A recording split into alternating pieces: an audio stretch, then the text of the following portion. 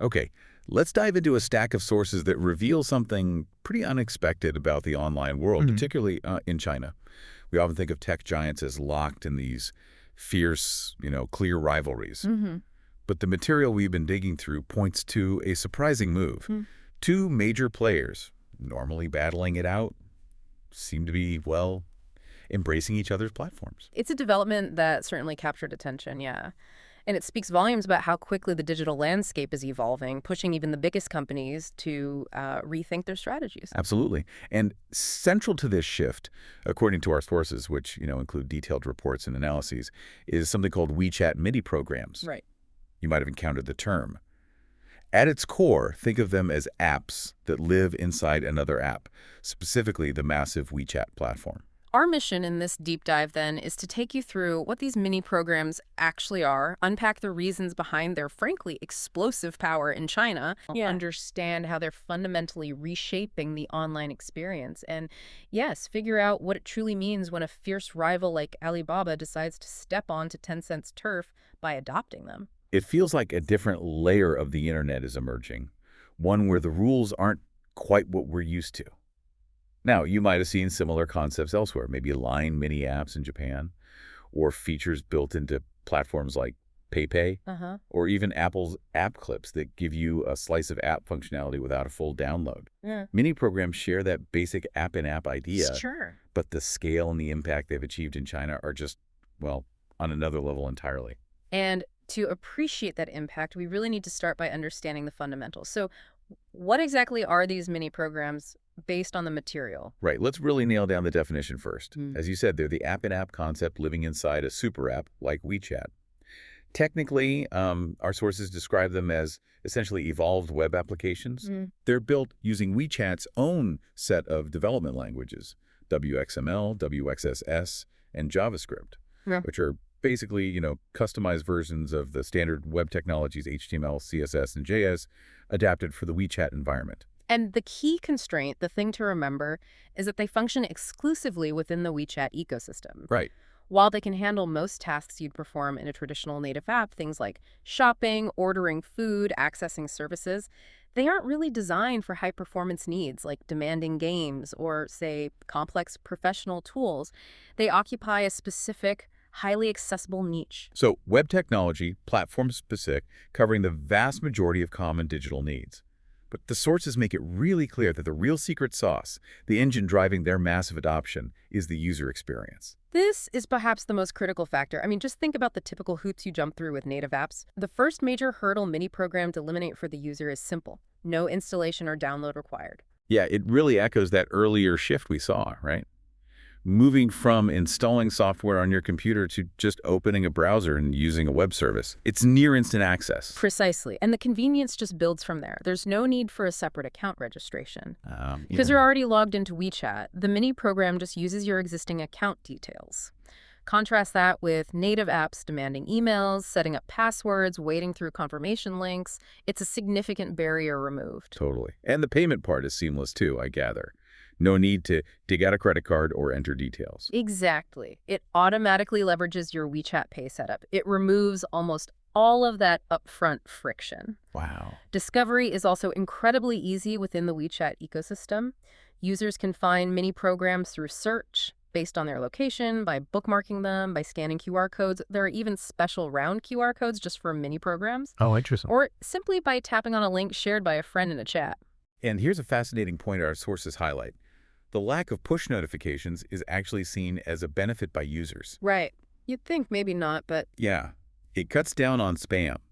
Tencent encourages businesses to use official accounts for marketing, keeping the mini program interaction focused and less, intrusive. so if you pause for a moment and just imagine encountering any new service or store online and being able to use it immediately, no download, no sign up, no payment setup, that fundamental ease is incredibly powerful. It makes trying something new completely effortless. And that ease for the user translates directly into huge advantages for the businesses creating these mini programs. That's right. For developers and businesses, the upsides are really compelling. Development cost and time are dramatically lower, often cited as half or even less than building a comparable native app. Wow, half. Thanks to the use of familiar web technologies, they're just simpler to build in many ways. And the barrier to entry is remarkably low, isn't it? Yep. There's a modest setup fee, about 300 RMB, which the source mentions is roughly equivalent to 5,200 Japanese yen. Right.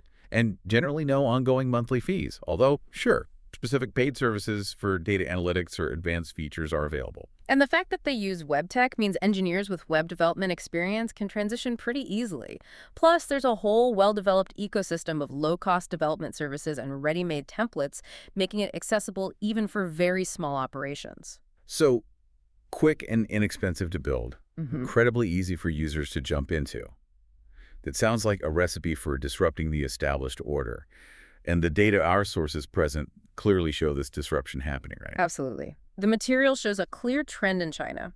Native app growth pretty much hit a wall around 2020. Yeah. The success rates for new native apps trying to gain significant traction, say hitting over 10,000 or 100,000 DAU, that's daily active users, became incredibly low, like less than 1% for hitting 100K DAU after COVID-19 hit. Wow, hitting a growth limit like that for native apps is significant. That's tough. Contrast that with mini program growth. In 2020, they boasted 450 million daily active users across nearly 4 million available mini programs. 450 million DAU. Yeah, the convenience we just discussed for the user directly fueled this engagement. And COVID-19 seems to have just poured fuel on that fire, Right. accelerating the trend. Definitely.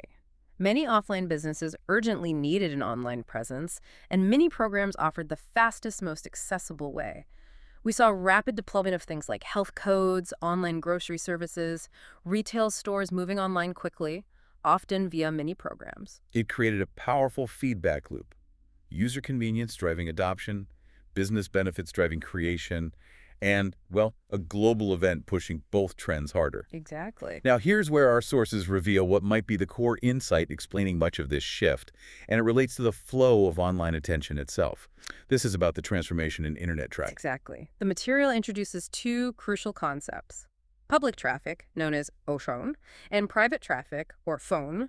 Understanding this distinction is key to understanding China's digital ecosystem today. Okay, let's break that down. Public traffic, what's that like? Think of it as the traffic on a busy main highway or a crowded town square. It's about attracting transient users through broad exposure, like search engine results, the main feeds of large e-commerce platforms like, the old Taobao model, Okay. or wide-reaching paid advertising campaigns. You're casting a wide net to capture attention from the general public. Got it. And private traffic. That's traffic built on trusted relationships. It's more like getting customers through personal referrals or having a group of loyal followers you can communicate with directly. This happens within social networks through recommendations shared among friends or within communities. And our sources show that in China, there's a fundamental shift happening, largely powered by WeChat. Instead of starting a shopping journey by searching on a big EC site, it might start with someone asking friends on social media for a recommendation, maybe for a specific type of product. A friend replies, shares their experience, and crucially, sends a link.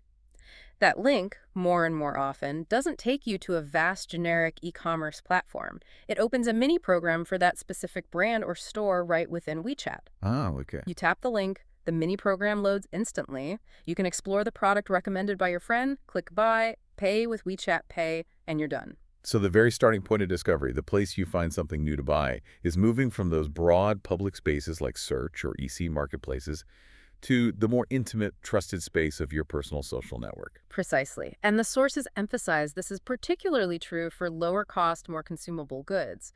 Users are finding they place more trust in recommendations from people they know than in potentially manipulated reviews or sponsored articles in public spaces.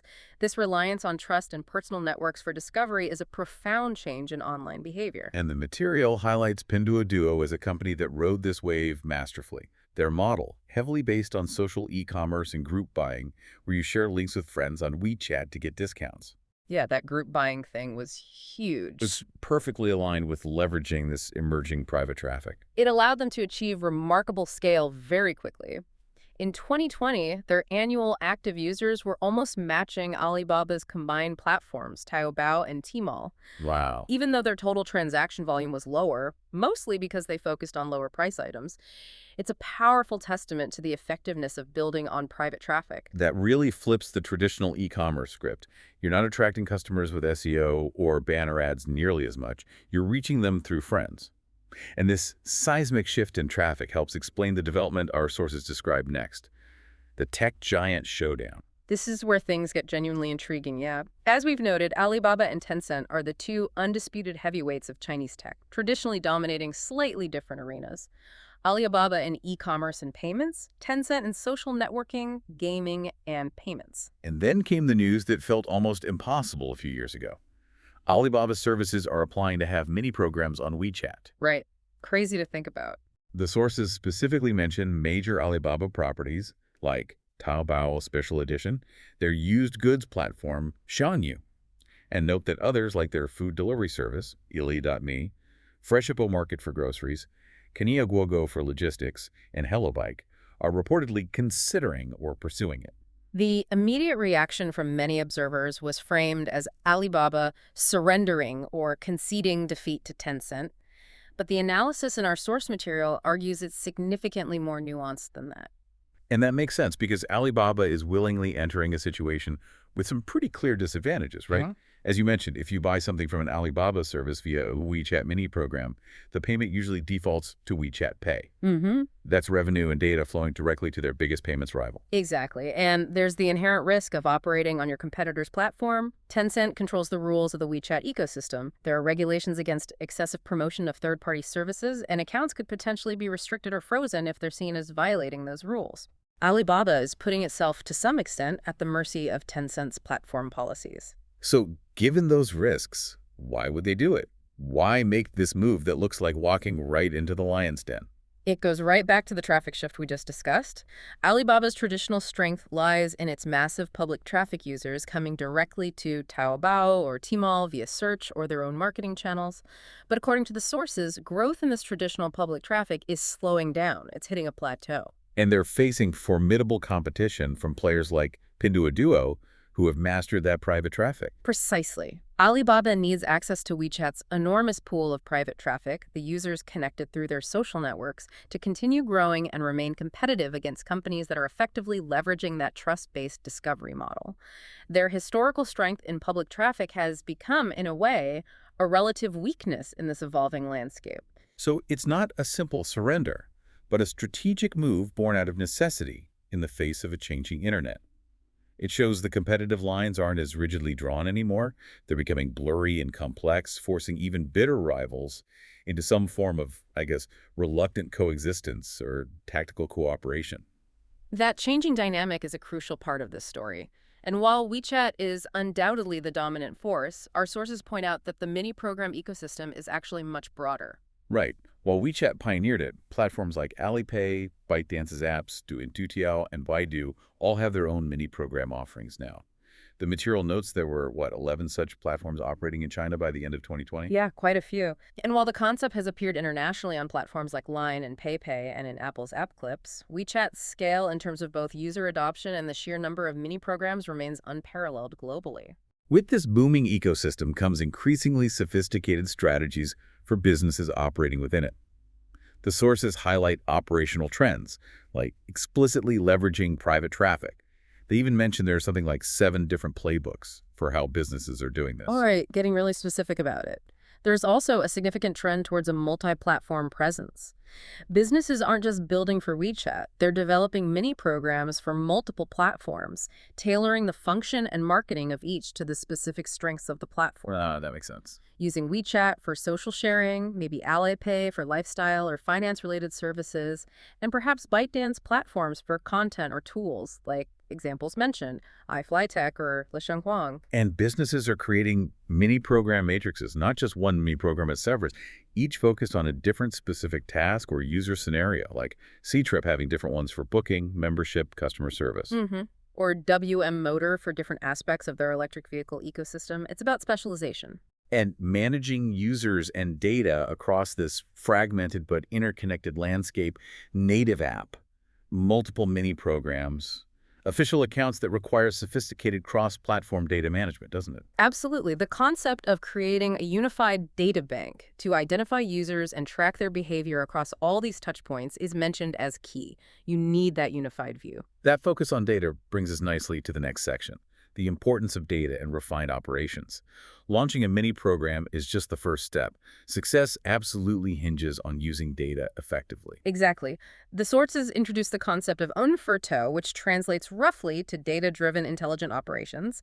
It's about moving beyond just collecting numbers to using data to understand user behavior and optimize operations intelligently.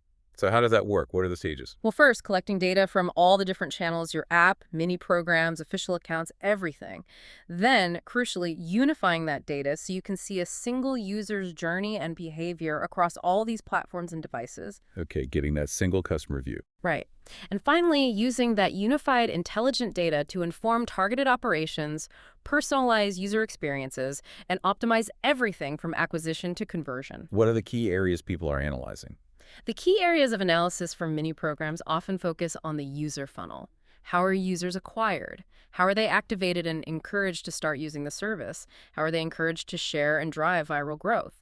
And most importantly, how are they converted into paying customers or completing the desired actions? Analyzing these specific metrics helps identify bottlenecks and opportunities for improvement. It sounds like businesses need really deep insights into user behavior across this whole multi-touchpoint world.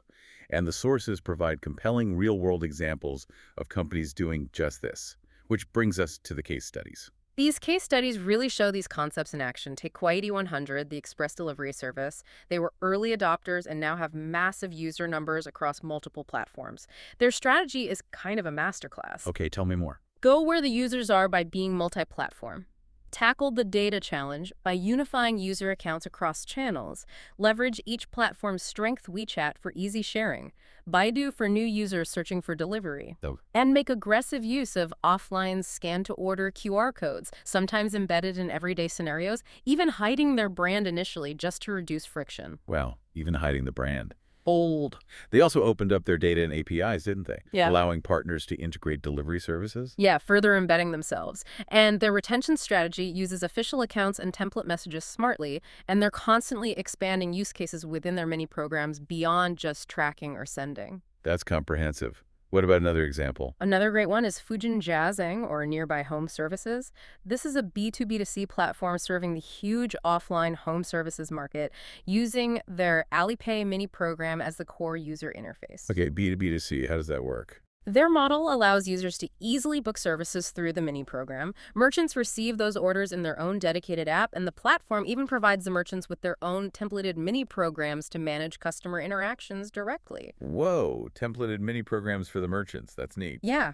And the sources highlight their heavy reliance on data tools, specifically mentioning Umeng plus Sin for detailed multi-platform statistics, tracking the performance of those templated mini programs for merchants, and monitoring the merchant app stats. For a startup needing to scale efficiently, this data visibility is critical. Absolutely. You need to know what's working. And the game industry, mini games are huge too, right? Oh, yeah, a massive category. Their focus, as described, is incredibly sharp, ensuring that the acquisition cost is always less than the user lifetime value, LTV. The classic formula. Exactly. Data analysis is absolutely fundamental here, guiding optimization of every single element, from game levels and monetization points like ads to viral sharing features. They have frameworks for launching these things. The sources even mention a people, place, timing framework for successfully launching games, particularly on platforms like Douyin, TikTok, emphasizing that the game needs inherent virality or video potential. Right. Got to work on video. Yeah.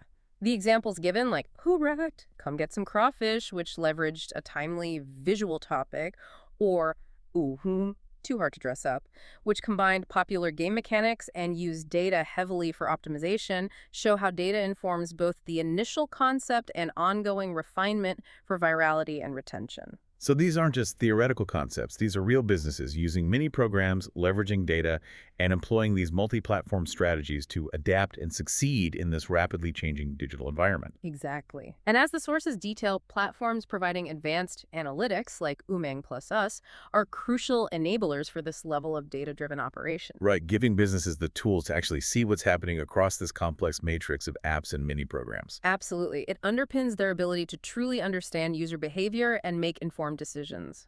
Okay, this has been a genuinely deep dive, revealing layers I hadn't fully appreciated. Let's try and pull together the threads in our outro. Sounds good. So, to summarize the key takeaways derived from our source material today, we've seen the phenomenal rise of mini programs, especially within WeChat, establishing themselves as a dominant, low-friction way for users to access services and for businesses to reach customers in China. Right, and we've unpacked the fundamental shift in internet traffic, moving from public broadcast methods towards private, trusted social networks as a primary source of discovery and commerce. That's a huge trend, significantly amplified by many programs. And we've witnessed how this shift is forcing even the most powerful tech rivals like Alibaba and Tencent into complex competitive dynamics where historical boundaries are blurring, compelling companies to step onto competitors' platforms out of, well, strategic necessity to access crucial pools of users and traffic. So what does all this mean for you listening? Well, first, if you're looking at the cutting edge of China's digital economy, understanding mini programs and this private traffic dynamic isn't optional. It's pretty essential. Yeah, absolutely. But beyond that, it offers a powerful case study, maybe a potential harbinger, of how online behavior and platform strategies could evolve elsewhere. It presents a model of digital commerce driven by trust and social connection, quite distinct from the search and advertising-focused internet many of us inhabit. It really raises a fascinating question for us all to consider, doesn't it? If the most effective way to sell things online is increasingly through trusted recommendations and interactions happening within social networks or private groups, Huh? what are the implications for traditional advertising models? Good question. What does it mean for the value of public search visibility? And what happens to the future of open web platforms when activity and commerce are increasingly concentrated within closed or semi-closed social ecosystems controlled by platform giants? How much will trust and community truly reshape the next era of online commerce?